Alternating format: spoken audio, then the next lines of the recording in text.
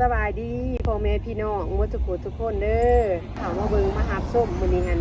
สิพาพี่พาน้องมาบุญปีใหม่อยู่อยู่สกิโนเท็กซัสเด้อพี่น้องเด้อแต่สิพาไปเลาะเบิ่งหมู่บ้านที่ว่าย่างไปวัดลาวเฮาหั่นนะเลาะเบิ่งไปนํกันเด้อพี่น้องเด้ออันนี้เป็นหมู่บ้านคุมบ้านคนลาวก่อนสิฮอดวัด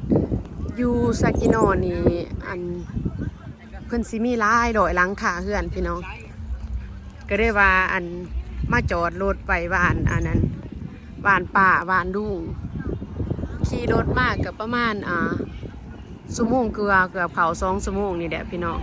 มาจอดรถแต่ละคนนี่จอดตามแคมบุญวัดลาวนี่อยู่สกิโนนี่เป็นบุญที่แบบว่าดังขนาดได้พี่น้องคนก็สิมาหลายแต่ละเฮือนนี่เพิ่นก็สิมีมีการกินจุ่มกันเนาะพี่น้องมาแต่ต่างรัฐต่างเมืองเข้ามาดินบุญปีใหม่นะพี่น้องหลายแบบบ้านเฮาเลยโดด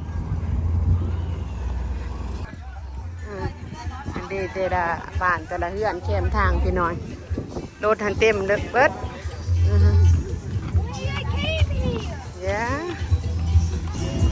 คนขายเครื่องอยู่แคมทางก็มี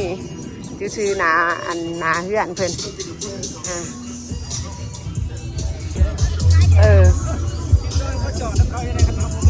เนาะเพราะว่าพาจอด10 ดอนอยู่ไผมีหน้าบ้านกว้างเขาเจ้าก็เฮ็ดบนจอดรถแต่ละเฮือนทางยางไปวัดพี่น้อง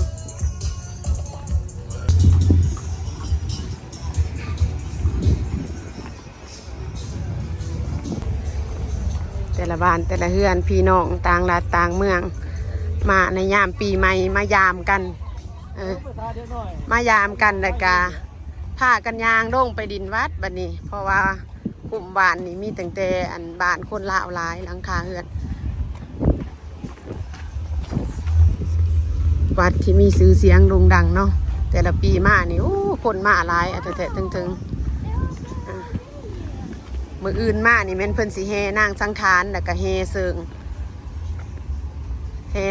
แต่ละแต่ละกลุ่มนะผู้ดีแห่น้ำมึงทางนี่ได้เต็มเบิดดบัดมื้อแรกนี่แม่นมีการประกวดแล้วก็เดินแบบมีหลายสิ่งหลายอย่างอยู่ในเพิ่นเฮ็ด10 ดอนค่าจอดรถแต่ละเพื่อนแต่ละหลังเขาจะเอาน้ำไก่สิฮอดวัดแล้วพี่น้องพาพี่พาน้องเดาะเบิงแคมทางก่อนสิเขาไปในวัด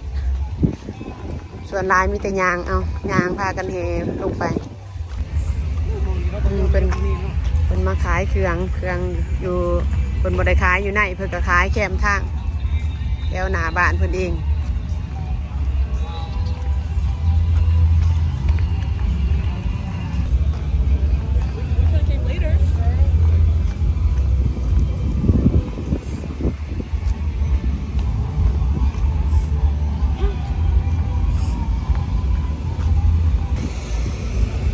เต็มเบิดรถจอดจนบ่มีบอลจอดรถนะทุกศอกทุกบอลนี่ว่ามือวันมือวันเสาร์มืออื่นแห้งคักมือวันฉิด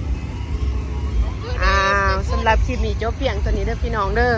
กำลังสิมาหอดนาวัดแต่ที่ทรายให้เบิ่งอีกก่อนเขาไปไหนผ้าเลาะเบิ่งแคมหมู่บ้านข้างมาวัดขอบใจได้ร้ายที่เขามาเบิ่งมาหาส้มเด้อพี่น้องเด้อเจอกันคลิปหน้าขอบใจบ๊ายบาย